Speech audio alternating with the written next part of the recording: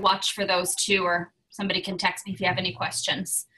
But I want to thank you all for coming tonight and welcome you to our orientation session. Melissa, do we want to record this session to make available for later use? Yes, I just started that now. So. Okay, perfect. So this is going to be recorded and we'll share the link probably sometime tomorrow once it's processed. Wanted to run through our agenda tonight. This should look pretty familiar to what I emailed to you, but I might have reordered it just slightly. But I want to take a minute to introduce the team and those of us who are on the call, to talk a little bit about our background and our philosophy. And then we'll take a tour of the NJCTL website. We'll talk about the endorsement process and specifically how, your role in the endorsement process and how we'll help you through. We'll talk about some of the great opportunities we have with our partnership with Colorado State University Global. And then we'll zoom in kind of maybe a little more close to home, and Melissa will talk to you about Moodle and working through Moodle for the coursework. Some of you have started, but some of you have not yet. And even if you're already into your coursework, there are some tips and tricks just to make Moodle and the testing software we use, Proctorio, a little easier to navigate. And at the end, we'll have time for your questions. So our team is all spread out. We're a remote team. A number of us are in New Jersey, and you may have met, maybe you've met Melissa or Ian, maybe you teach with URI. But some of us, I'm in Pittsburgh. Susan, I don't think she'll be on the call tonight, but she's in Detroit. We've got some folks in Colorado. We rely on email to communicate, but we also use Zoom. And if you ever feel like you need that face-to-face connection that you're missing from us being an online program, you can absolutely request that we talk through Zoom. Most of you have heard from me, maybe all of you have already heard from me just about getting onboarded. And I'm also the person that you're going to reach out to about transcripts. I'll help you stay on pace. And I'll also help you when you're ready to apply for endorsement, getting graduate transcripts from Colorado State University Global, and or if you want to work on a master's degree with them. Maureen, are you on the call? Yeah, she wasn't able to join tonight. Okay, Maureen, you may or may not have met Maureen, but you'll be working with Maureen for questions related to invoicing or billing. Melissa, we know, is here. So yes, I'm the instructor for the methods course. And then I also help coach the field experience that you will all be starting in September. Also one of the people that can really help you troubleshoot anything with the Moodle platform. And anything like that. So, feel free to reach out either directly through Moodle or through my email. And Melissa, Ian, most of us hold more hats than I listed on the screen. I just tried to list the main touch points that you might have with us. I know Ian's on the call. Sorry, unmuted. Hi, everyone. Most people I've spoken with, had the opportunity to speak with. It's nice to meet everyone, quasi face-to-face. And if you need anything during the program, don't be afraid to reach out to me, and maybe I'll get to see you during coaching. Sounds great. Yuri? Hi, I'm going to be your physics instructor for the, I believe, 4 courses, 6601, 6603, 5, and 7. And I will be with you, teaching you this course and grading your tests and labs and such. And also, I will be more than happy to answer all your questions through Zoom conference. And yeah, I hope everything will go and work well. Thanks, Yuri. Joseph was going to be able to make our call tonight, but he is now not able to be on it with us. Joseph has a similar role to Yuri, but in terms of chemistry. He's also involved, he just took over as our director for international education and is one of the coaches that you might end up working with. I don't think Bob was able to make the call tonight, but Dr. Robert Goodman is our executive director. You may or may not hear from him, and you'll definitely see his name in some of the emails that come out. And Susan Olszewski, she also was not able to join tonight, but you may hear from Susan. She's kind of really working behind the scenes to build the courses and to help troubleshoot with the courses and can help out with Moodle. And you'll also meet Bob, because some of the videos in the methods course highlight him. So, I know Yes. some of you are further along than others in that, but you'll virtually meet them. And I know Joseph's in some of those videos too. Thanks, Melissa. Okay, so I want to talk just a little bit about the NJCTL background. We're really working hard to empower teachers, and part of that empowerment means providing resources that teachers can use, and then working really hard to prepare these teachers, that's you, to help fill the critical shortage of math and science teachers that we have in the US and abroad, some of the international work that Joseph is heading up that I mentioned. And you may have seen some of these slides in your methods course if you've had a chance to start. So I don't want to spend too much time going through what you'll go through in methods. But for those of you maybe who are new to us or haven't started methods or aren't as familiar with us, you can learn a bit. The next few slides talk a little bit about how Dr. Bob Goodman founded the NJCTL and our Progressive Science Initiative and Progressive Math Initiative. You'll learn more about methods when Melissa talks to you a little bit later. And you can learn a lot about the exciting changes that Bob helped to bring when he started at Bergen Tech.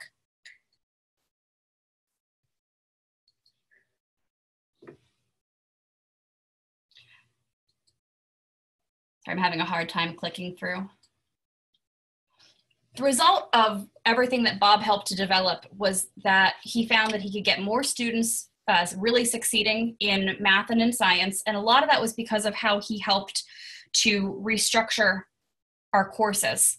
A big part of what makes the PSI methodology so successful, we believe, is course sequencing. We feel really strongly that the best sequencing for students to build a very strong foundation is physics, chemistry, and biology in high school. And one of the biggest problems that Bob saw when he was in the classroom was the need to scale up with this course sequence. We know we have data that algebra-based physics for ninth graders is key, and it's the best foundation for students to be prepared for advanced science later in school. And we know that we need more physics and chemistry teachers. And we know that we need to help to restructure the sequencing that is available in schools. You'll learn more in methods about the comparison between the traditional course sequencing that we see in some of our schools in the US and then the sequencing that's suggested in the science and math of PSI and PMI, and how restructuring can really better prepare students for advanced science and math courses, how when they have a strong early foundation, especially in algebra, they're more prepared.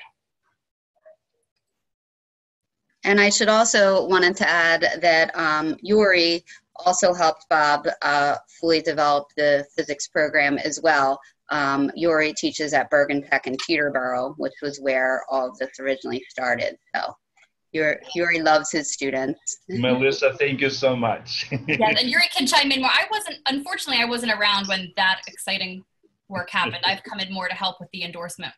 Yeah, and the arrows just show the flow of knowledge and, you know, and things, and how this sequence makes things more connected as well for the students, teaching that algebra-based physics as the first year course. So the big question is how do we make all of that happen? Where do we come in to support the endorsement process, and where do you come in as teachers? And a lot of that, it comes through our materials and through the coursework that we can offer you. You'll notice that our course materials are posted there. You may have already worked with them, some on our website, and you'll be seeing them in Moodle as well. You'll notice that our course materials are posted as both Smart Notebook files and PDFs. If you don't have smart boards in your classroom or smart software, that's okay. We can look at that with you down the road when it's closer to time for the field experience. And again, you can access everything through PDFs. But the big thing is that we believe a lot in mixing direct instruction with embedded formative assessment to measure and support student learning while you teach. We're big proponents of social constructivism, and we want to help you to create a class environment that fully integrates social constructivism. So we want to make sure that what we're preaching is what we practice, and that the materials that you're learning with in our online courses are the same materials that you can use with your students in the classroom, so that we're really integrating our methodology. And we'll also learn about, in your methods class, for example, the optimal classroom setup. Bob, I know, really relies a lot on round tables and how it's a different feeling than just pushing desks together, really working to get students to collaborate and to help one another build their knowledge. You'll also learn more in methods and through our program about student polling and how to check for learning in real time. And again, closer to the field experience that you'll be starting in September. I think everybody on this call is endorsement, right, Melissa? I think so. So, Yes. so you'll all be starting field experience, and you can work with your coach. Yep, okay, you can work with your coach to figure out exactly what technology and materials you do have available for you, and to best prepare for integrating PSI in your classroom. So if you don't have smart responders, there are other methods you can use, and we can help you to be creative with whatever materials you do have. Yeah, and when you get to that, that's one of the sections in the first methods course, and it asks you to think about what option you think would work for you. So even though sometimes you're answering things as an assignment, like really think of it too as a conversation between yourself and I. Because often I'll reply back, and saying, okay, that sounds like a good plan, or I might ask you some more specific questions. So the methods course really helps you, plan out with what you're going to do for September. Exactly. And a lot of what your conversations can be, and when you're working with Melissa, you're working with the class materials, be thinking about, not only are you learning from these materials, but be thinking about the same strategies that you can use in your classroom with your students. For example, in the presentations that you're learning from, you'll be learning the same content you're using, you'll be practicing questions. You can think about, how you answer a question, and if you get it right, if you get it wrong, you can be thinking about how you'll use that with your students too, and how you can adjust instruction as you teach based on these same materials. So yeah, this is one type of way where you get the data. It's all about data collection and short and quick formative assessment thing. So there's a lot of videos in the methods course to help you figure out what'll work for you. So we'll start at kind of that basic level where you start learning about our materials and you start learning about the methodology, and then you're part of the solution to help scale up. And part of scaling up and extending our work, it's been these resources and materials that we're talking about and that you'll be using in your courses and that are available on our website. With the support of donors and the NJEA, we have all of our PSI and PMI materials posted on our website. They are free and available for teachers to use. And the goal is that they help to minimize the burden of planning on you so that you can really focus on teaching, because the materials, they're already completely done and created for you. We'll take a tour of the website in a little bit, but you'll see that you've got presentations, there's homework, there's classwork, there's labs you can use with your students, a little different than the virtual labs you'll do in the courses when you're learning to teach the content. There's assessments and quizzes, tests, and there is a different login. I'll talk a little bit about that when we show you the website, but there is a different login for the website than there is for Moodle. And you'll want to make sure that you have a teacher login that Maureen verifies, and that way we can make sure that the answer keys are only available to teachers and not to students as well.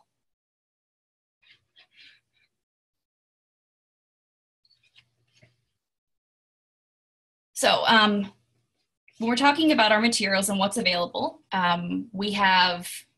so far we can track who downloads our materials and who accesses our materials. And so far we have educators in all 50 states using our materials, and I think at last count 193 different countries.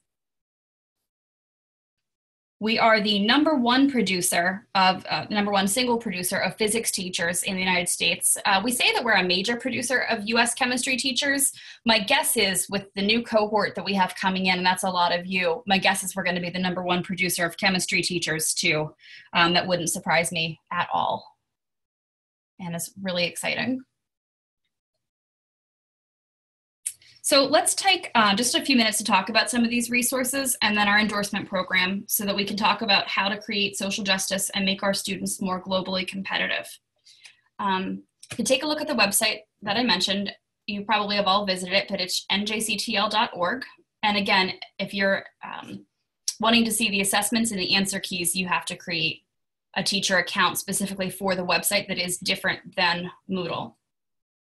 Let me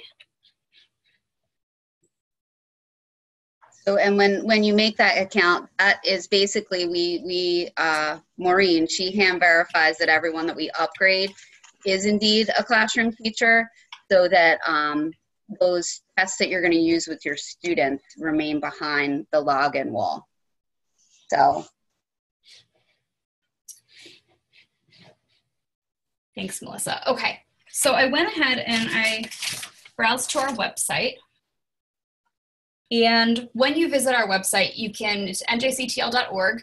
When you visit, you can go, if you want to click, you can learn who we are and learn more about our team. You can see our pictures, and you can also click, if you haven't had a chance to read about our online courses, and some of you discovered us through our website, but some of you maybe haven't had a chance to visit our website yet. There's some really good key information about our online courses, a lot of FAQs about the endorsement process and about the course sequences that you can click. But specifically our course materials, you click from the center of the menu.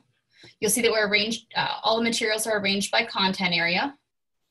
So for example, if I go into science and algebra-based physics,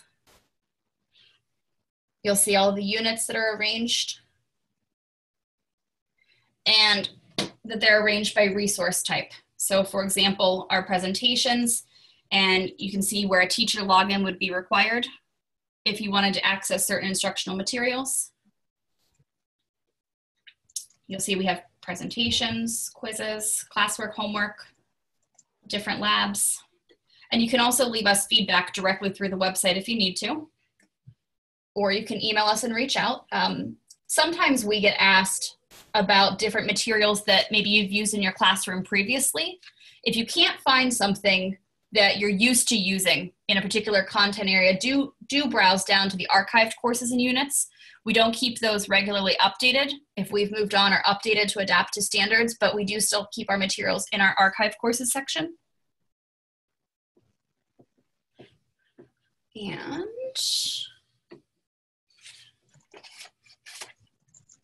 before I go too much further, does anybody have questions about how to access our materials online or the materials that we'll use in your courses and in your own classroom? I do want to add that it's really important that everyone understand that part of the way that the legislation and the endorsement process works through the state, the DOE, is that when you're teaching starting next September, because you're not fully endorsed in physics or chemistry, you actually need to teach the PSI algebra-based physics course or the PSI chemistry course. So the materials that are on the website here, the njctl.org one, those are the materials you'll be using in your classroom. These are the same materials, in essence, that you're going to be learning from yourself in that first content course. So then that gives you the head up, but you're actually only authorized to teach a course using our material. So when we're coaching you and helping you through your field experience courses, that's one thing we will look for. Thanks, Melissa. And I think was Moodle next. So I figured I would talk before we swoop into Moodle, because that's so immediately important. I figured we'd take just a couple of minutes to talk about the teacher education process and earning your endorsement. That's fine. Okay. So again, like I mentioned, if you haven't had a chance on our website to take a look at the information about our courses and teacher education programs, please do carve out just a few minutes to visit that section. It'll answer a lot of questions. It'll talk about some of what we're talking about today in our orientation, but it'll also answer a lot of questions that you might have. And we do keep that updated to help you with the endorsement process. You start your process with us in your methods course and a content course. And the entire endorsement program is, so its foundation is methods. And teaching methods, some of you, probably everybody had some level of teaching methods courses in their undergraduate program. And what we get asked a lot is, do I have to take that again? And absolutely. It's part of our arrangement with the DOE, but most importantly, Melissa does a great job of talking about how to apply teaching methods and some of the concepts that you do know, talking about assessment for learning or social constructivism, but how those look specifically in the constraints of teaching PMI or PSI, the Progressive Math or the Progressive Science Initiative, and that does look a little bit different to have the most engaging classroom environment with math and science. And then, of course, there's embedded training beyond your coursework. There's coaching, and we're looking at moving towards more of a virtual coaching model, but you'll have a coach who can work with you, and really their role is to support you and just help you in whatever way you feel is most important as you're learning new content in physics or new content in chemistry. So if you need help with, student engagement or using that, how do you use those formative assessment questions to adapt instruction and adjust as you go, specifically in a new content area? That's what your coach is there to help you with, or maybe to teach a demo lesson if you're struggling with some of the physics content or some of the chemistry content. The endorsement process itself, we have rolling admissions. So some of you who are on this call, maybe you enrolled back in November or December and have just had a chance to get started, or we've got some folks on this call, I think, who have just enrolled and haven't had a chance to start any courses yet. And some of you have already finished your first 1 or 2 courses and are ready to move on. You do work asynchronously, so you are working at your own pace, but there are a couple of big deadlines just to be able to stay on track for the program and to help ensure that we're meeting our agreement arrangements with the Department of Education. So before next school year starts, you're going to need to finish methods and then your first content course, which is either 6601 or 6701 for physics or chemistry. And that's part of our requirement with the DOE, that you have that foundational knowledge before you start using the material in the classroom. You'll be teaching at least one section of algebra-based physics or of chemistry for the field experience. And we want to make sure, and the DOE wants to make sure that you do have that foundational knowledge coming in. And then our coach is there, of course, to support you in your field experience. While you take your second content course, kind of in the fall or through the winter, that would be 03, 6603 or 6703. By the winter or spring, you'll be moving into your second field experience, and you'll be working in your third content course, your third of 4, which will be physics or chem 66 or 6705. And when you're finished with your field experiences and most of your content courses, you'll take your final capstone course, and that's 6607 or 6707. And the goal there, the expectation is that you're completing all courses before the following school year, and that you have the knowledge and the skills that you need to be able to pass the praxis. And at that point, you'll have conditional approval as long as you've either passed the praxis or you've demonstrated that you're working towards passing the praxis. You're working with your instructor, maybe working on areas that are still challenging for you, but you're actively working towards passing the praxis.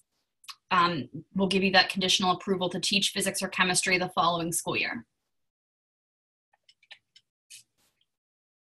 So when it comes to those praxis exams, and one of the big reasons we try to structure the course pacing like we do is that as you're finishing that capstone course, that final course after the school year, typically your teaching duties are a little bit later in the summer, or you're finishing up, so you can really devote time to the final capstone course and to praxis preparation. There's not usually a lot of new material in that course, but you do have a good chance to practice for the praxis. And the final exam in the capstone course is a full-length praxis exam that lines up with the content knowledge praxis, either in physics or chemistry.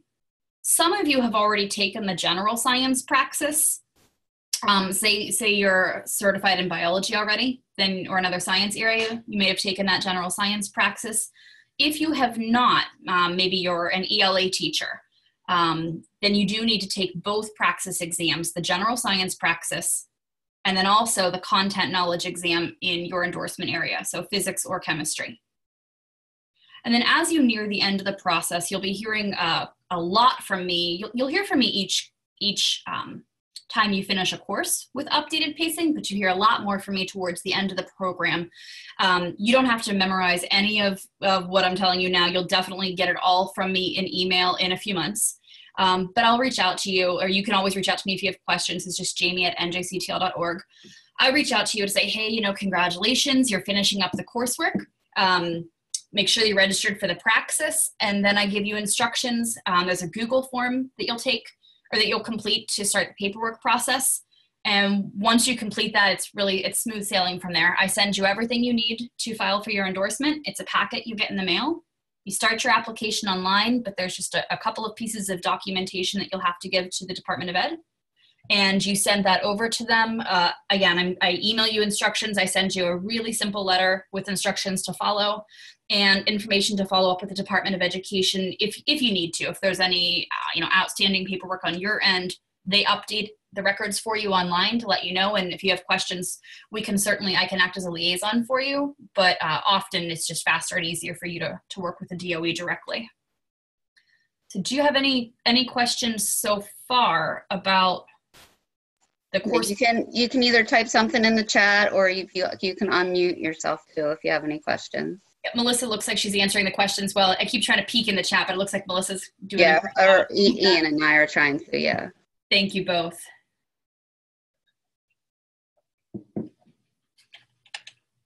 Okay, and then the final thing with regards kind of to the big picture of the endorsement process. Hi, I'm sorry. Can I ask a question, or do you want me to wait? Yeah, no, go ahead, please. When I was in, I took chemistry, I think in middle school, and then I think I had it in high school again. But my question is, we had Chem 1, Chem 2, Chem 3, like it went up, and then there was AP Chem. I'm not really sure how it is in Jersey City or in other school districts. Is it just one general chem course for? Yeah, for the most part, schools that are following our sequence, they do the algebra-based physics in 9th grade, and they do a general chemistry course, and then biology. So after students pass the general chemistry course, then they may choose to elect to be in AP chemistry. And that's another course. So there's basically 2 high school level courses that we have, the regular first year chemistry course and then AP chemistry. And what is it, freshmen, is it mostly sophomores? Is that what it is for chemistry? For chemistry, for the most part, yeah, sophomores. Sophomores. And then the thing is, are we expected in the beginning to teach AP as well, or is that? No, not at all. So that the first year in September, you actually can only teach the first level chemistry course or the first level physics course if you were physics. Once you complete and pass the praxis, technically you are certified that you could teach AP chemistry, and you will be learning that AP content because you do need that to pass the praxis. That's what the second, third, and fourth courses are, the more advanced topics. So, that's works out that way, that you will have learned enough to take that. Understood. To teach it after you get your permanent certification. Did you want to add anything to that, Ian? No, that's pretty much spot on. Okay. Thank you. Any other questions about the course sequencing so far or endorsement process? Okay. Then the last thing that I really want to share with you before we take a look at Moodle and talk about Moodle and Proctorio a little bit is, so we do have a partnership with Colorado State University Global Campus. The Global Campus, Colorado State University's brick and mortar, but they do have an online education program like we do, and they have been a really great partner to us so far. They offer 2 different options for you. One is to just have graduate credits transcribed by them. The other is to transfer all of your coursework from us to your content courses from us towards a master's degree with them. So I just want to share a tiny bit about both of those things, but then please do feel free to reach out to me through email, or you'll hear actually, I think early next week, I'll be sending out a bigger email with information for everybody just so that you're aware of it.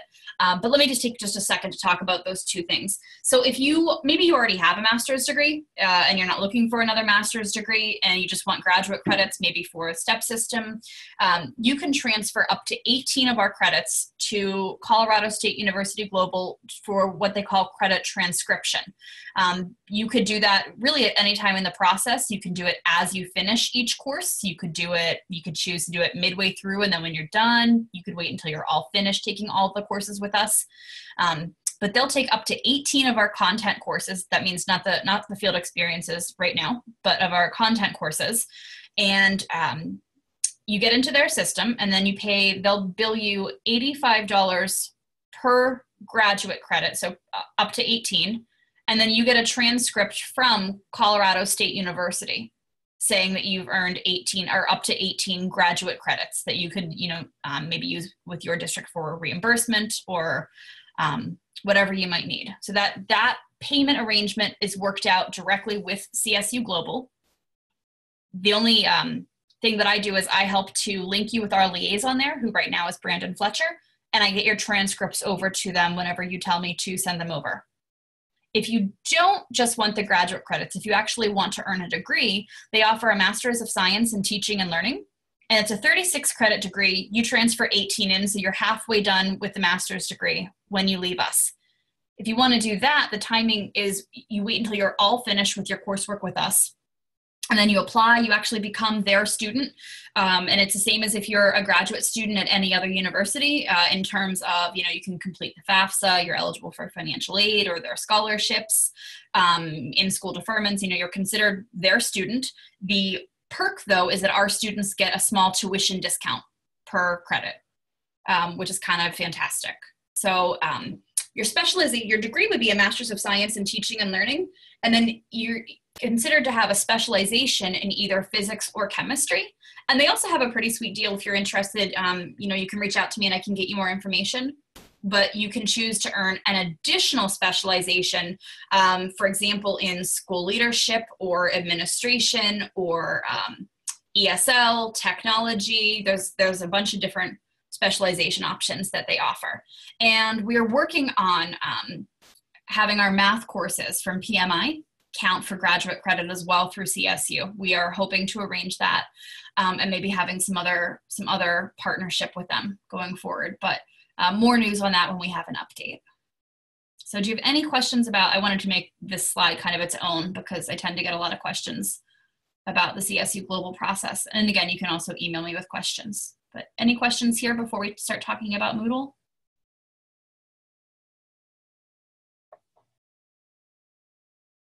Okay. I'm going to go ahead. Yeah, why don't you unshare your screen? Yep. I'm sorry. Every time I have a question, I press unmute, then you start again. That's fine. No, go ahead.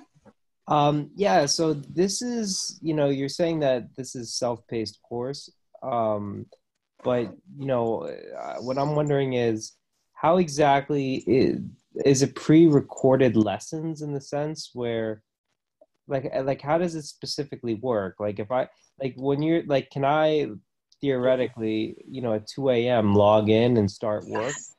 So and then I can show you that in Moodle when I do that in the next part. But yes, basically you can log in anytime from anywhere, and there's different parts to go through. There's video lessons.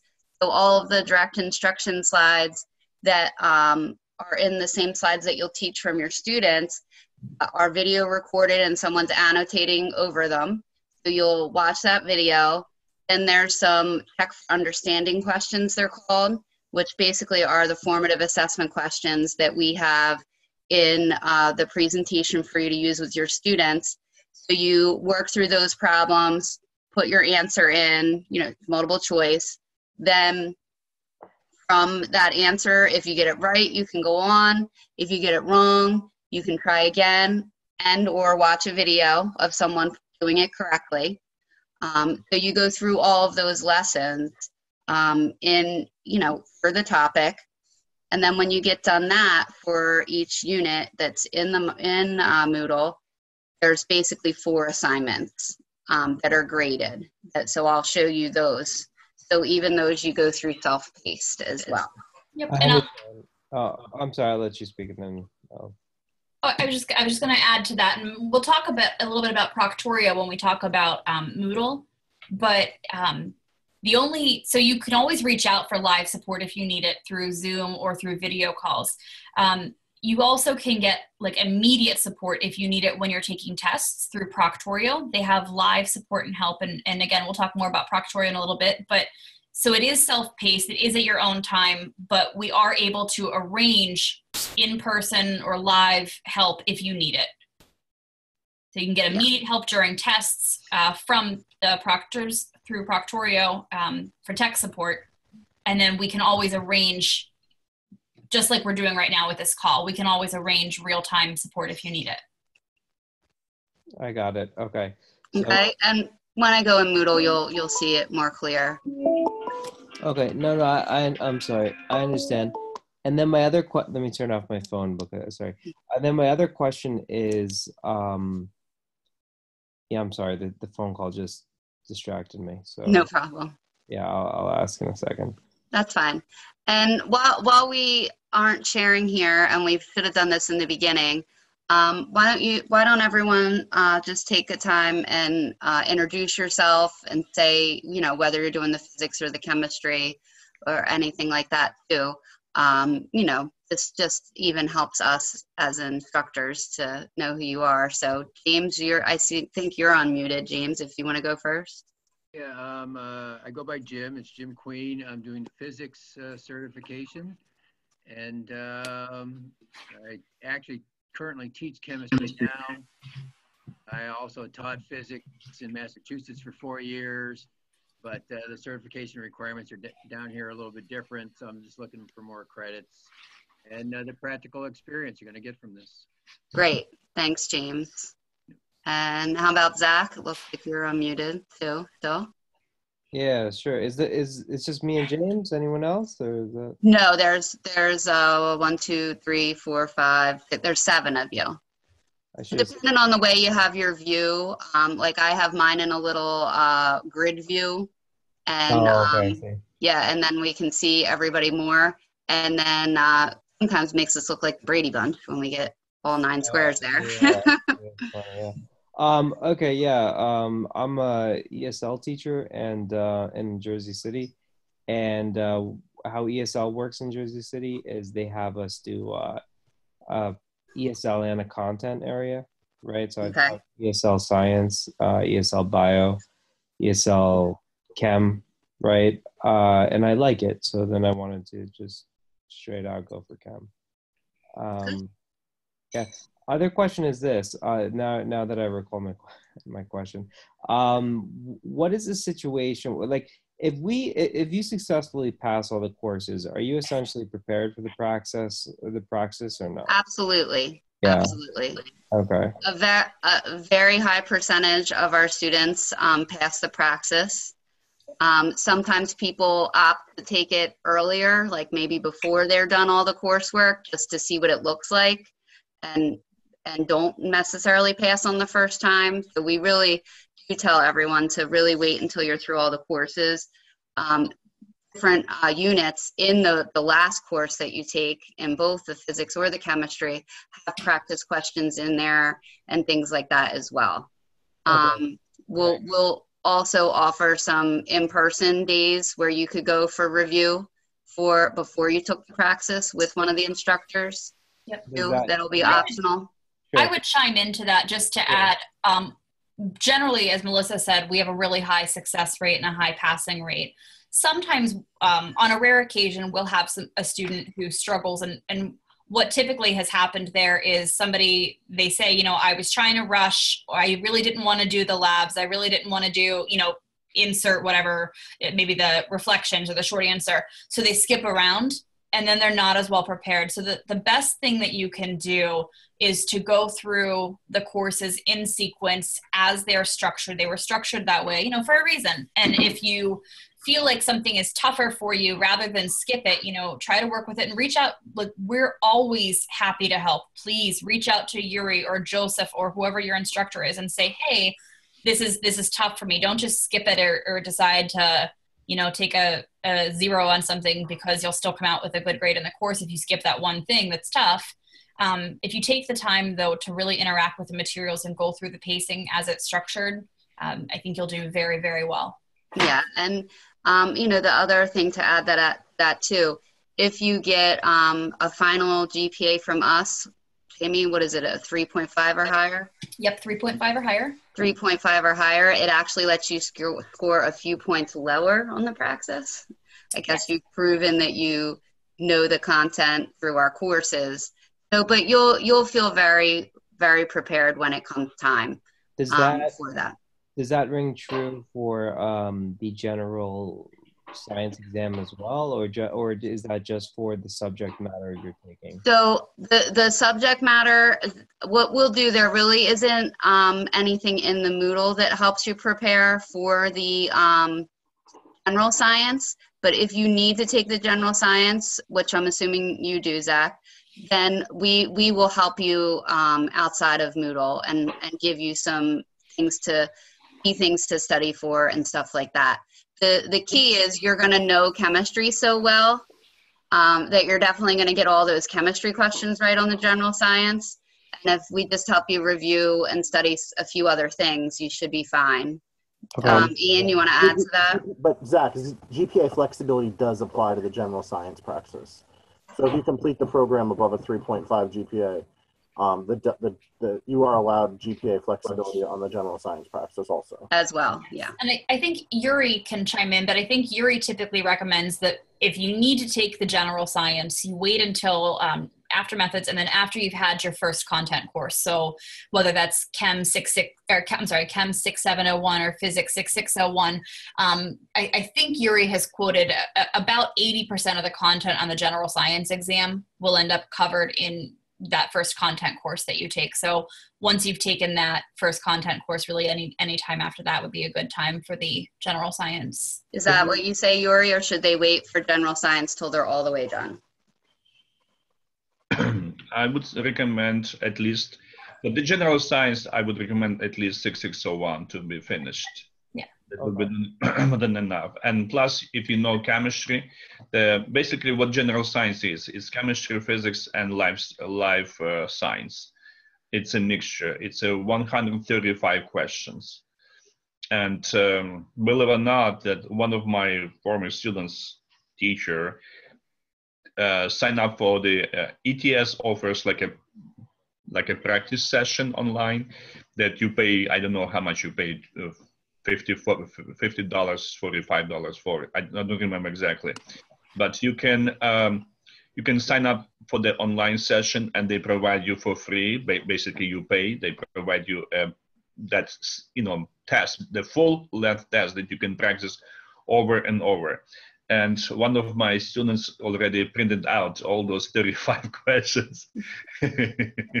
And I carry with me that I have the full length general science test by now. As well, I have the full length physics content test as well. And I have 3 other tests that I made on my own, mention the practice to tests. The practice to test is 125 questions for 2.5 hours length. Yeah. And but you're gonna be tested only on 100 questions. The 25 questions, even they incorporate into the test, but they never grade. Where the questions are placed, I have no idea. They don't even know also. Yes.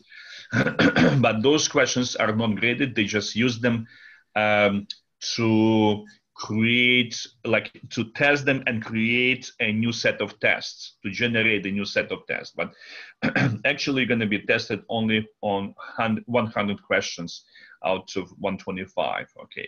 If I knew where the 25 questions are placed, that I would skip on them, but you never know that this basically you have to answer all the questions. The biggest portion of the test is mechanics. And so this is for the physics one, Yeah, the biggest portion is about close to 30%, I would say it's mechanics. And then about 20% electromagnetism. A big portion, they do like the questions on thermal physics, and they like questions a lot of the optics and thermal physics, because the test is created for the entire country, not just for the East Coast, and some states in the middle of the United States, they teach thermal physics, and I like those questions to be presented on this test. Because a few years ago we met with ETS people that the head of the ETS physics department, and they introduce us to the concept, the philosophy of the test and the parts. Okay, and I don't recommend to take the practice 2 tests in physics before we finish the entire course, including the AP Physics 1, basically, and 2, the 6605, 6603, 5, and 7, those courses. Once we finish, they will be ready to take the AP, the practice 2 test. So the physics, people going for the physics endorsement need to take the general science as well? As well as chemistry. It depends on what you already had as your original certification. So James, you said you have chemistry, so you've probably already passed the general science test. You have. If you haven't taken it, you do need to. Yeah, only if you haven't taken it. So and it doesn't matter. I saw one question, if the test is all, it doesn't matter when you took general science. It still stays on the record. Okay, so if your initial certification isn't already in a science, then you also are going to have to take the general science. So it's not something that everyone has to do. Can you take one before the other, or is it sequential? Yes. Yeah. I would say most of our teachers who have to take the general science probably take it somewhere around the midway point, and then they end up taking the physics or chemistry praxis at the end. I got it. And then my other question, I'm sorry. Because the general science course test is very, very, very like simple, very primitive, and very wide. It covers all that, like common sense. Like you didn't need to know much of physics or chemistry just to answer those questions. Yeah, and even, I mean, I've taken it myself, but basically, like Yuri said, like a lot of the biology and the environmental type questions, it's common sense things. So you know that you'll get enough of those right, because you'll get all of the chemistry or physics ones correct, and that you'll pass it. So and when I send out my email about upcoming test windows, that sort of thing, I can also share out some resources with you, and I'm happy to follow up with you offline too. If anybody wants to just reach out, I can definitely help you find some resources for it. Okay. And when you're taking the the self-paced learning online, I mean, how do you know how close you are, like just for your own as soon as everyone's done introducing themselves, I can show you the pacing guide that we'll be sending everyone, or have been. Yeah. And you'll be able to see your pacing in the course. And Melissa, as soon as we get to talking about Moodle, Melissa will show you how to check your pacing in the course. And we'll also talk about the pacing guides that we share. Got it. Thanks. Okay. So Melissa. Melissa, sorry, I'm really sorry. I have a request for Zoom meeting with James Faley, and it's coming at 7 o'clock. I have to. If you have any question, concern, that ask me now, because I have to leave and switch to another Zoom. Yeah, I think we're good, Yuri. So. Yeah. Okay. Thanks, Yuri, for joining in. No problem. Thank you so much. Please, if you see a comment to the test, please try to reply, because that is very important. So I try to discuss, some mistakes and errors that, in the test, and try to join Zoom that with all your questions and concerns. All right. Thanks, Yuri. Thank you. Bye. All right, Nalista, we have you. You introduce yourself real quick. Yes, hi, I'm Nalista. I have a background in biology, and I was nearly a chemistry major in college. And when I started teaching, I did take the chemistry praxis, and I did pass it. So that's one of my questions, whether or not I would have to take it again. I know that my passing score is on record. And you're doing chemistry, right? Mm-hmm. Yeah, so we can touch base with you offline, but no, you won't have to take it again. Okay. As far as I know. Okay. But Ian will look at that for sure. He's been good with helping with that. Okay. All right, and then we have Jennifer.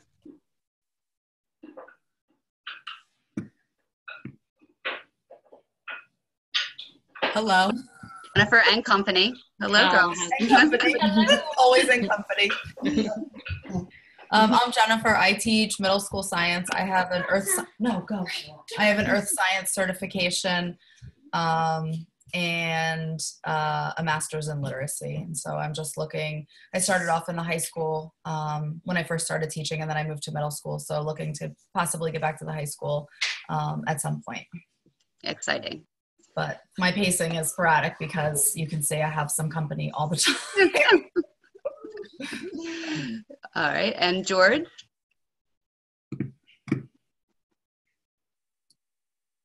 Hi, I'm George. I teach over in Hopewell. I'm a special ed teacher, and I've decided to make the change. I have a science background.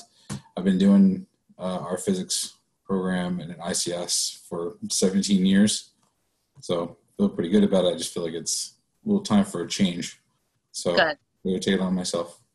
All right, very exciting. All right, and I am going to pronounce the last name wrong. Oh, yeah. Akinula, right? Okay. Yes, that's me. Thank you. Hi, everybody. Hello. I'm a biology background. I'm teaching biology and earth science presently at East Orange. Okay. And I have a little background of chemistry, but I really want to go into chemistry seriously. So that's why I'm taking these classes now. Exciting. That's perfect. Perfect for you. Okay, so what I'm going to do is I'm going to get one of my pacing guides. There's my two that usually are bothering me, but they're presently not, so we're in good shape. Let me get my Excel open. So those of you that have already started, we did send you one of these Excel files, Jamie did, when you first started. As you go through the course, we're going to be sending updates definitely every time you finish a course. And then Jamie kind of touches base monthly around the beginning of the month as well, just to see how things are going. So when I zoom in this, and this is an editable Excel file, so basically if I take, so let's say someone was starting methods today, and I change that date. So this top cell here, you can always change the date in, all right? And then what that does is that adjusts everything accordingly. So we have two paces here. We have a fast pace where, you know, you're doing about 5.5 credits worth of work every 12 weeks. And then a slower pace where you're doing about 4 credits every 12 weeks. So you can kind of look at here, the first course, Teaching Methods, has 16 modules in it. So we've kind of broken it down like that. And then if you went to the slower pace, it would be over here. But the Teaching Methods and the first chemistry course are the two that have to be done prior to September, okay? So you can see that if for somebody that's starting right now, it really would have to keep up with this fastest pace to be done, and if not go a little bit faster, to be done with those first 2 courses before you enter the classroom. All right, and that's not our rule, that's a hard and fast rule from the New Jersey DOE, okay? So you have that. And then the next thing we do is, for example, I've got a bunch of people who are finishing up methods right now, and they're ready to start their first chemistry course. So now they would get this one sent back, and notice the Teaching Methods course is off the top there. So I know, okay, I've got to finish this blue block. If I go on the fast pace, well, I'll be done by the end of June. And if I go on the slower pace, I'll be done by the middle of August. So again, it's just something you can update yourself, as well as Jamie and I will update it and send it out to you too, and kind of just touch base on your status there. Yep. And I will say, pretty often I get requests for custom pacing help. You know, hey, I have this thing coming up, and can you help me figure out how I'll need to pace myself then to be able to do, you know, X or Y. So I'm really happy to work on a custom pacing guide with you too. Just reach out through email if you need one. Good. And okay, so I'm logged into Moodle here with my practice student account. So when I'm logged in and I hit on the dashboard here, okay, then I see all the courses I'm enrolled in. So some of you, if your district pay and your district has paid for all of the courses, you might have all of them in there already, but most people, you're adding them as you go along, so the new one adds in there. let's look at the teaching methods course first, since that's going to be common to everyone. So when I click in here, you have some general things up top. There are little tabs here to remember to scroll through and look. And again, some general things up here. But Module 1 is the first unit, we could say. But in Moodle, they just call them modules, right?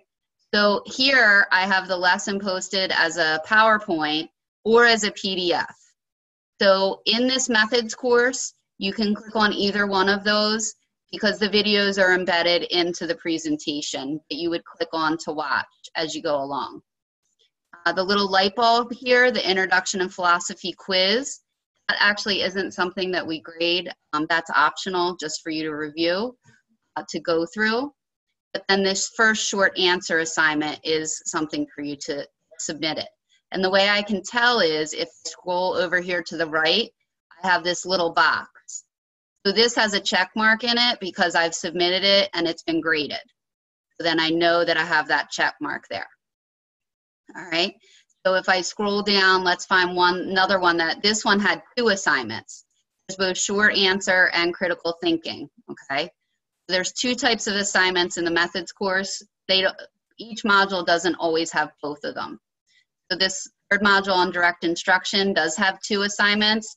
So this one here, I haven't actually done yet, okay? Actually, I haven't done it. So if I click on this, it's gonna tell me up top, all of this up top here is the description for what the assignment is asking you to do, okay?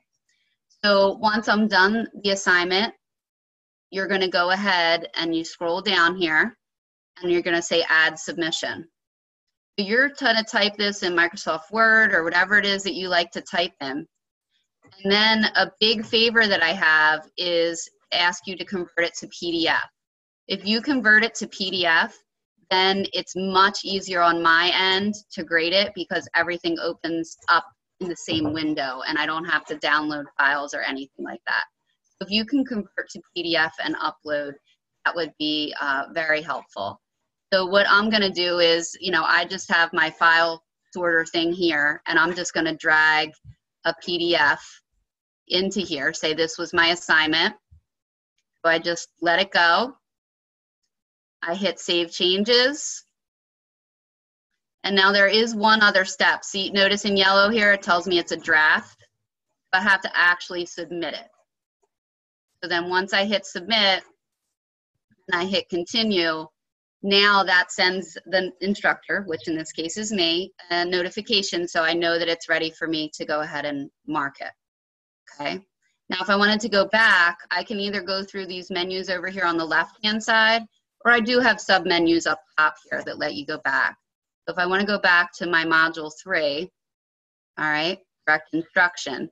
So this doesn't have a check mark here yet because it hasn't been graded, okay? But you've submitted it. So, and you scroll down, you've got all of them here. So one question, how can you see what you have done? Okay. So if I click over here, it's hard to see. It's this little arrow. So that's going to have another menu pop up. And the one I want to look at is the completion progress. So if I open that up, I get this nice completion progress bar. If I hover over what's in yellow, that's the thing that hasn't been graded, what I just uploaded. So at a glance, I can see, look what I have done. Okay, this one still needs graded. This is my next assignment that I have to do. And those are all in order, okay? Once I do grade something, you actually will get an email notification and it'll look like this, okay? So the actual email itself doesn't give you the grade. I wish it did. It doesn't give you the grade, but when you click on it, and I did that for this example here. So if I had clicked in my email off of that, it would have taken me right to here. It would have showed the different score breakdown that I gave, all right? And it gives me it down here. This was telling me the maximum. That's like the rubric. So here it tells me I gave you 100% an A. All right, and then what URI was saying is We also often write feedback here. So especially when you get to the science content courses, the feedback might be, okay, for your free response on question 3, you really should have set up the equation this way, or blah, blah, blah, blah. So URI tries to write things there for you to, you know, come back to him with an answer so he can help you work any issues out. Okay, so when you get the email, you just have to click on it. And if you're logged into Moodle, it'll just go right to this page for you, and then you will see it. Okay. So I do want to go into one of the, I know we're over time a little bit. If you can just give me a couple more minutes, I want to go in and take a look at this.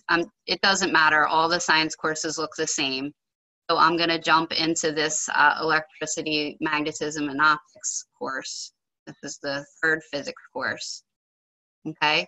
So when I get to here, I'm sorry, I do want to add one more thing about teaching methods.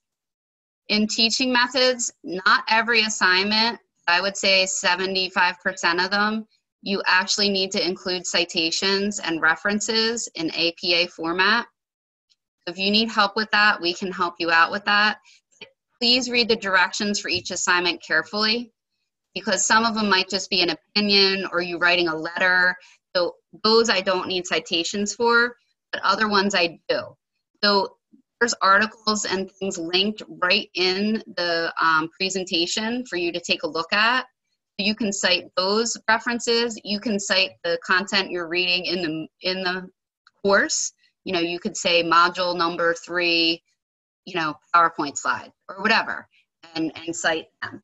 So don't go crazy looking for sources, but please do include some, so I know that you're tying it back to what you're reading in there. So let's just look at how the science ones are different, okay? So in the science ones, what I have is we're always gonna have lessons, and they're written in here. In some of them say lessons, some of them say topics. So in this case, this one says topics. But you know, in other cases, it might say lesson. So when I click on topic 1, what it's gonna do is, here's that video we were talking about. So the video will play right in Moodle here for you. You can just click on play. All right, and then the same slides that are playing there are gonna be posted here as PDF. In case you wanna go back to review or look at them again and don't wanna watch the whole video, these are the blank ones that are there. These ones up here in the video, someone's gonna be annotating over top of it as you talk, or I'm sorry, as they talk. But when I'm done with that, I can click the check for understanding. All right, so I have these different questions. So when I click and I hit submit, of course, I randomly picked the right answer. Let's try to get one wrong. Okay, so this one I got wrong. So the video explanation automatically pops up. I can click on that and watch the video explanation and then say, yes, I'd like to try again. Okay, so this is the bulk of where you're learning everything.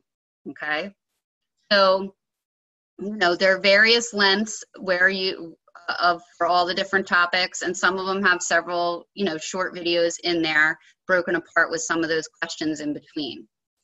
But when we come down here under the assignments,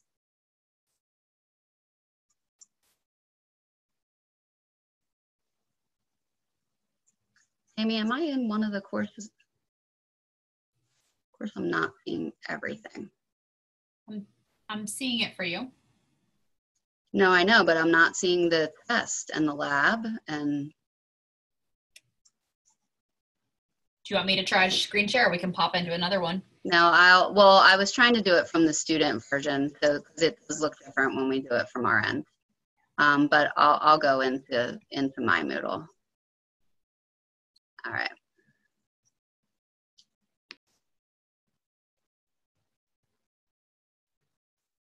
So I'm just going to click on the first physics course. So when I expand here underneath each one, okay, and notice on the right-hand side, I have 4 boxes, okay? So there's 4 things that we're going to do. So they all have a short answer assignment, okay? So you're going to post that directly into Moodle. Most people do write it separately in Word and then they paste it in. So it's actually going in here. Here's the question up here. All right, and then you're actually going to put it in right under the short answer assignment thread. Okay, so these are posted kind of like a blog post, I guess would be the best way to say, right? Or comments. I'm blanking on what to call that. There's a lab. When you click on the lab, there are virtual labs. So you're going to go to a website to do a virtual simulation and answer some of the questions. And then, so there's always going to be a file for you to download. So this is a Microsoft Word file you can download. And once you are ready to submit it, you just come back to this same page in the same way I uploaded the other one. If you can upload it in PDF, that really helps out. And you sometimes might come across where Moodle won't let you upload something because it'll say the file size is too big. Unfortunately, the file size limits on Moodle are smaller than we would like them to be, and we can't increase them. So if that becomes the case, no worry, you can email it directly to the instructor or to one of us, and we'll get it to the instructor for you as well. All right, there's mastery exercises. These are multiple choice, okay? And you can go in and you can take them as many times as you want. So when I go in and say attempt quiz now, because this is going to let you, it's going to keep your highest grade, okay? So you can take them as many times as you want. Mostly it's a bank of like 20 questions or so, and you're randomly getting 10 or 15 of them. All right, so that one will be computer scored. You won't hear from the instructor on that one. There's optional practice problem, and when you click on this, it actually takes you to the link that is directly in the course, right? So in the course, what you're going to teach with your students. So what most people do is print these practice problems out. The answer key is there, and kind of work through some of them. They're divided up by topic just to get an understanding and get a little more practice before they actually take the test. Okay. So those are optional, but highly recommended, not necessarily to do all of them because there's a lot there, to do some of them. All right, and then last, so once you've went through all of that, then you would be time and ready for you to take your module exam, okay? So when you click on that and notice how it says remotely proctored, so you're gonna have to download a little extension called Proctorio into your browser. And all of this, it triggers all of this for you to do it as you go along, okay? So there's nothing separate to do. And then once you have that set up, basically what it's doing is it locks down your computer so that you don't have other windows open or other programs or anything like that. And it actually uses your webcam to record and your microphone to record around you. So then if something unusual happens, you know, let's say your flock of children run in, it's going to have noise or something like that. So it makes a little alert and a report for the instructor, you know, to look at as they grade it. But, you know, we trust you guys. You know, it's basically not open notebook test. You're just going through.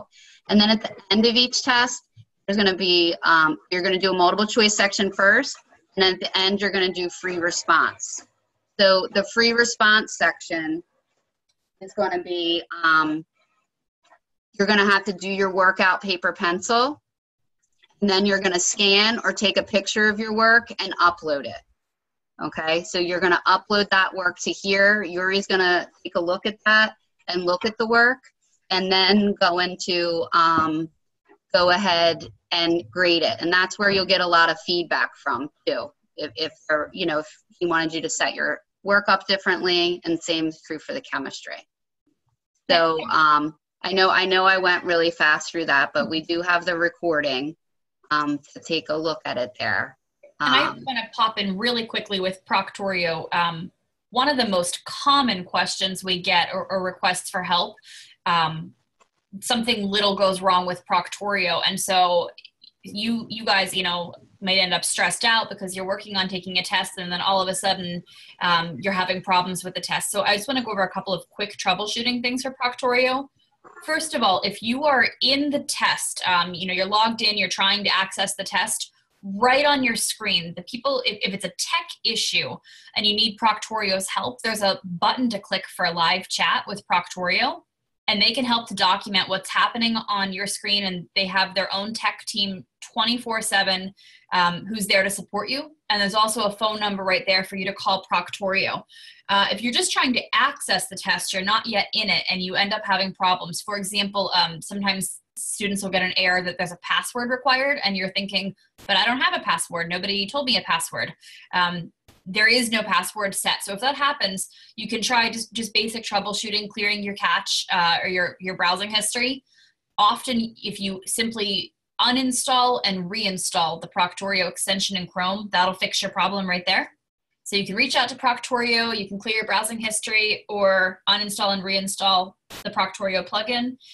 You can also email us. It's techsupport@njctl.org, and that will trigger a message that goes to a group of us so that, especially if it's, a different time at night or on the weekend or something, techsupport@njctl.org, and then all of us get that message and we can work too, and Melissa put it in the chat, to get back to you. Better odds of somebody being able to help you if it's a weird time. Yeah, and then someone also just asked, are the tests in Proctorio timed? Yes, all of the unit tests, you get an hour. For the final in each course, you get 2 hours. Okay, so,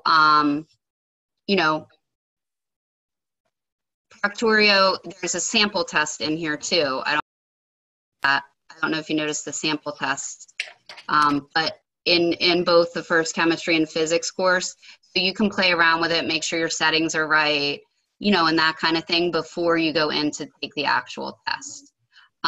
One last thing I want to show you in Moodle is if I go down to the bottom, we actually have retakes.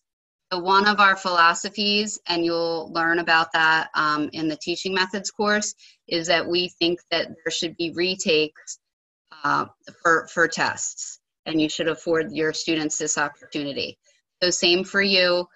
We also do a grading correlation you'll learn about in methods. So same will be used for you for your grade.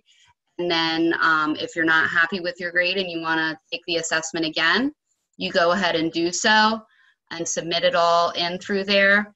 Probably send your instructor a note just so they know to look for that retake from you, and then they'll go in and override the grade from the first test in that regard.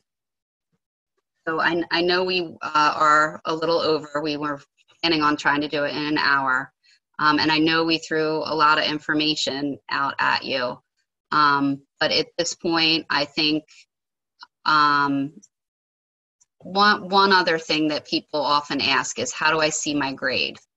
So if I go back to my fake student, my fake Melissa, okay? So I'm gonna go out to if I hit that NJCTL, it always takes me back out to the main thing. Notice how I can see my progress in the course too. So when I click on here to go back to it, I do have grades over here on the left-hand side in one of these menus. So when I click on grades, I can see, okay, this assignment I got 100 and here was my feedback. All right, and then I did a bunch of short answer assignments and here were my grades. All right, and when I scroll all the way to the bottom, these are, my averages at the moment. All right, so the easiest way is to hit grades over there and do it.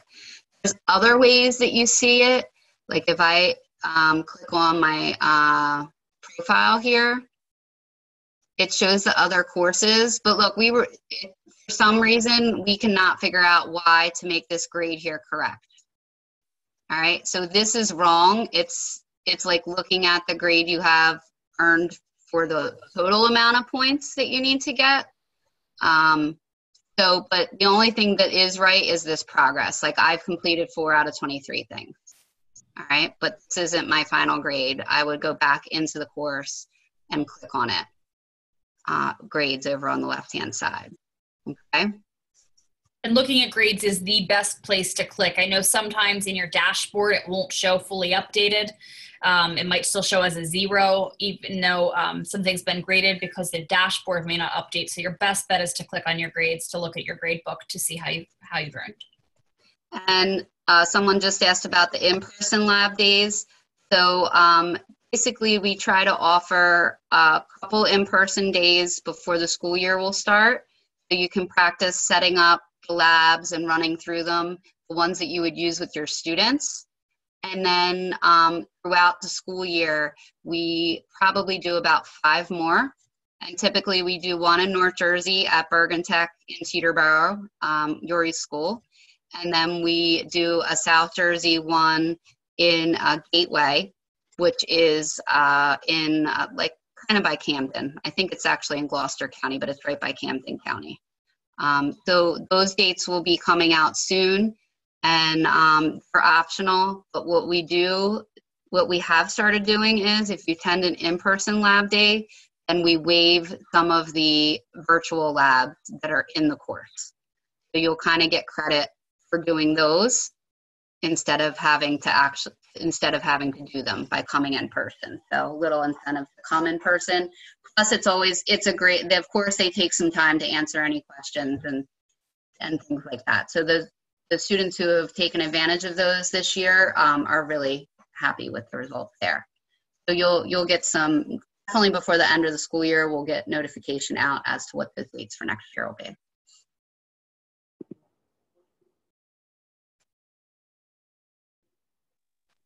Samuel, I see your comment, but yeah, are you physics or chemistry? For Samuel. Okay, so physics, it's actually posted on the website. So I'll send you a link right to that with the equipment and things. So physics has the equipment, recommended equipment for like a low-tech classroom or a high-tech lab, and then you can take a look at the Excel, and recommended vendors are on there and stuff as well. So. And the other thing is I've survived that process before as a teacher.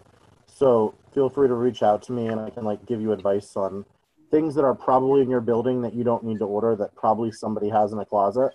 Yeah. That may happen to take up a lot of space, and also ways to work with your business administrator so you don't have to bid on stuff. Yeah, and then other thing too, I think that's a really good point is, Ian has been through our physics endorsement and taught our physics. Joseph actually he's a biology certified teacher who did both our physics and chemistry endorsement.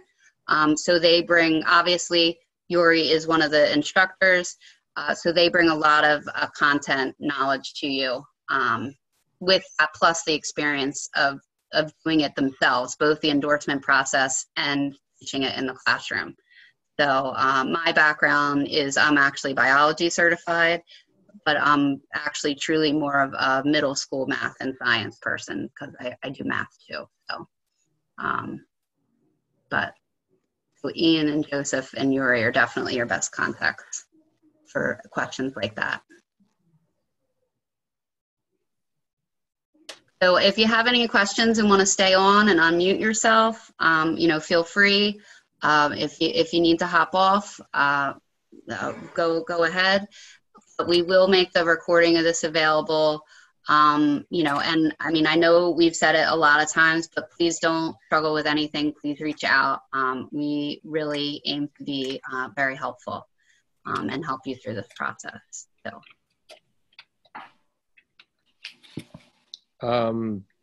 Thank you. It was a great presentation. Thanks, Zach. I asked Ian this. It's just very curious to me. Obviously there's a shortage of STEM teachers. With that being said, though, it just seems like I still can't wrap my head around why more people aren't jumping onto this. Sometimes we're the best kept secret. Yes, exactly. Ian is working very hard to make us be not the best kept secret. So. Because a lot of people are, there's a lot of even, laid off teachers and stuff like that. It seems that this would be like the obvious go-to. Yep. Like for physics, is there still a shortage of physics teachers even after you guys have been doing this for so long? Yeah, and we do have an incredible number of physics teachers that we have done, all things considered. But really, the biggest shortage comes is when districts totally switch their order and stop doing physics, chem, bio. and they stop doing biochem physics, a traditional sequence, and do physics in 9th grade. So we have a large district here in South Jersey with 3 high schools who did a couple, 2 teachers this year, but now for next year they're doing 10 because we're switching. All of their 9th graders will be in algebra-based physics. So when everyone isn't when everyone isn't taking physics, there's no shortage. But when we switch to everyone taking physics, there is. So that's why we have the much larger numbers. I'm sorry, everybody. I'm eating. No problem. I thought I was unmuted. I'm so sorry. Oh, you're fine. You're fine. Wait. That's all right. My husband's printing. My cats are walking all over me. I was starving. I couldn't wait. I'm sorry. No problem. Thanks for staying on with us, guys. Any other questions? Yeah, I think Jim has one. Question here. What's the time frame for submitting the scanned free response questions after the 1-hour test? As close to it as you can. Okay. And if you don't have a scanner at home, you can even just take a picture with your phone of the work, and that uploads just as good. Okay, JPEG. So. Fine. All right. Yeah, there's a bunch of good apps that turn the photo on your phone to a nice PDF. Oh, okay. And they're free. Which one do you use? Cam Scanner. Cam Scanner? Cam Scan. I use Genius Scan. They're all good. Okay, thanks. I have a question. Mm-hmm. What if you run out of time before you finish the assessment? Do you have to automatically take the retake? It'll kick you out, and you would have to. But honestly, I would say when I go in and look at it, most people are doing it in a half hour to 45 minutes. Mm-hmm. It's not, I would say on average, it's maybe 15 to 20 multiple choice. Mm-hmm. And actually the one thing that we have went back after feedback and added in is when you click on the assessment, before you go to take it, it says on there, like, this test has 12 multiple choice and 3 free response questions, each with 2 parts, so that you can kind of pace yourself better, mm-hmm. because there's no like progress bar, like mm-hmm. of how many questions you've gotten through. Oh, okay. So you'll know, as long as you look at that before you start, you'll know what you have coming. Okay, and I'll just keep a little tally as I go along. Yeah. Okay. Oh, there was another cat walking by. I kept pushing mine or yours? Oh, okay. No, Jamie had her. He says, your hands are free, Mom, so you can pet me. Anyone have anything else? I have one more question. Sure. Is my password ready to go? My username and password? You helped me out. Yes. And, it should be good. If take a look and try to log in. If not, shoot one of us, Jamie or I, an email, and we can get that going for you. Yeah, I'm happy to do that. So I will add to for Proctorio, you have to be using Chrome as your browser. Oh, okay. All right. So if anyone is still on Internet Explorer, or if you're what's the Mac one? Safari. Safari. Yeah. Then you have to. But it would let you know that when you went to use it for the first time. So. Okay. All right. I'll work on downloading it. Oh, yeah. I'm sorry. Did I interrupt you, or did No, that's fine. For both chem and physics, what are the standardized tests that, if any, that we need to prepare the kids for? We take the philosophy that even in that first year course, is that you're preparing all the students to take AP the following year. So, there are a lot of AP type questions in the first year courses, so that those students who do opt to take it as a, elective in the next year, are prepared for it. Oh, no, I understand what you're saying, but I mean, like in the lower grades, like right now I'm in the middle school, we have the park, and yeah, exactly. Yeah. Or NJ ask for science. I mean, are there any of these sorts of in the high school? Yeah, for chem or physics. Yeah, no, not at this time. There's talk of like a general science pilot type test. Yeah. But nothing has been confirmed. For a while there was the high school biology test. But even so, that made some people nervous about switching the order to physics, chem, and then bio. But what it really does is those kids, when they get to 11th grade, are learning true modern biology because they have the physics and chemistry background. So it does help them pass the test as well. But yeah, right now, kind of up in the air about what's going on in high school, I think. So I think we'll see some changes coming out soon about that. Okay. Other questions?